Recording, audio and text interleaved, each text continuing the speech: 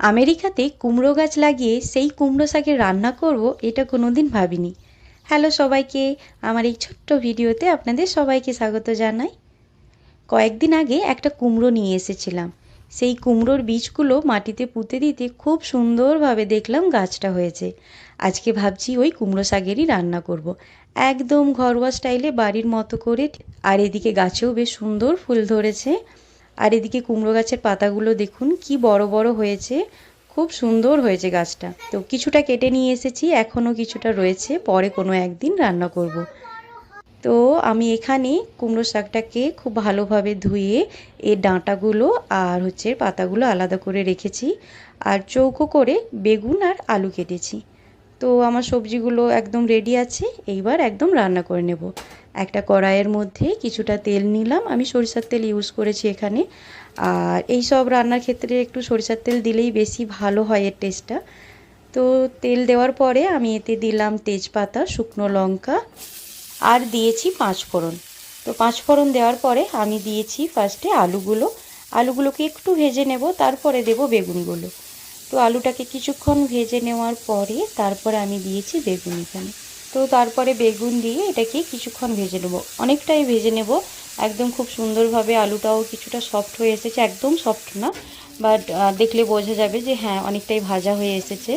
তো সেই পর্যায়ে তখন দেব একটু নুন, আর দেব যে ডাঁটাগুলো কেটে রেখেছিলাম সেইগুলো। শাকটা পরে দেবো, আগে ডাঁটাটা দেবো। ডাঁটাটা দিয়ে কিছুক্ষণ সটে করব। আর এই কুমড়ো গাছটা যখন লাগিয়েছিলাম না, আর এখানে আশেপাশে যারা রয়েছে তো ওরা জিজ্ঞাসা করতো তুমি এটা কি গাছ লাগিয়েছো। যখন ওদেরকে বলতাম যে এটা কুমড়ো গাছ, তখন ওরা জিজ্ঞাসা করতো কুমড়ো গাছ কেন, পামকিন খাওয়ার জন্য লাগিয়েছো? আমি বলি না না, আমাদের এই কুমড়ো শাকটাই আমরা রান্না করে খাই। তো ওরা শুনে একটু অবাক হতো যে এইটা দিয়েও রান্না হয়, এই কুমড়ো শাক দিয়ে কী রান্না করো। তো ওরাও জিজ্ঞাসা করতো। তো অনেকেই জানে না যে কুমড়ো শাকটাও খাওয়া যায়।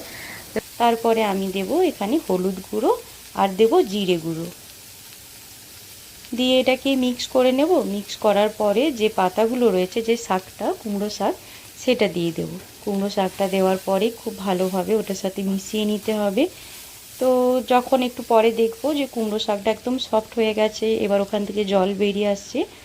তো কিছুক্ষণ পরে যখন একদম নরম হয়ে যাবে শাকটা, তারপরে আমি দেব পরিমাণ মতো জল আর পরিমাণ মতো নুন দিয়ে দেব। নুন দেওয়ার পরে কিছুক্ষণ এটা সেদ্ধ হতে দেবো। সেদ্ধ হয়ে যাওয়ার পরে এটা একদম রেডি হয়ে যাবে। জাস্ট একটু ম্যাশ করে নিতে হবে, একদম একটু ঘন্টর মতো একটু বানিয়ে নিতে হবে। একটু ম্যাশ করে নিলে তাহলে একটু ঘন্টর মতো দেখতে লাগবে। তবে মিজৌরিতে দেখেছি শাকের অপশানটা যেন একটু কমই রয়েছে। ইন্ডিয়ান যে স্টোরগুলো রয়েছে তাতে পালং, মেথি, কখনো কখনো পুঁই, এই ধরনের শাকগুলো পাওয়া যায়। আর যে এশিয়ান মার্কেটগুলো রয়েছে ওখানে তাও অনেক বেশ কয়েক ধরনের শাকের অপশান রয়েছে, কিন্তু সব তো জানি না কীরকম কী খেতে হয়। তো তাও দেখেছি যেন পরিমাণটা যেন একটু কমই, শাকের অপশানটা যেন একটু কমই রয়েছে এখানে। আমরা যখন নিউ জার্সি আর জর্জিয়া সাইডে থাকতাম তখন আমরা অনেক ধরনের শাকের অপশান পেতাম। এখানে সেই তুলনায় দেখছি এখানে শাকের অপশানটা যেন একটু কমই রয়েছে। তো যাই হোক, আমার এখানে একদম জিনিসটা রেডি হয়ে গেছে। আর একদম খুব সুন্দরভাবে এটাকে ম্যাশ করে নিতে হবে, তারপরে আমাদের এই জিনিসটা একদম রেডি। দেখুন খুব সুন্দর হয় খেতে। আমি গ্যাসটা বন্ধ করে দিলাম, এবার একটা সার্ভিং প্লেটের মধ্যে আমি তুলে নেব।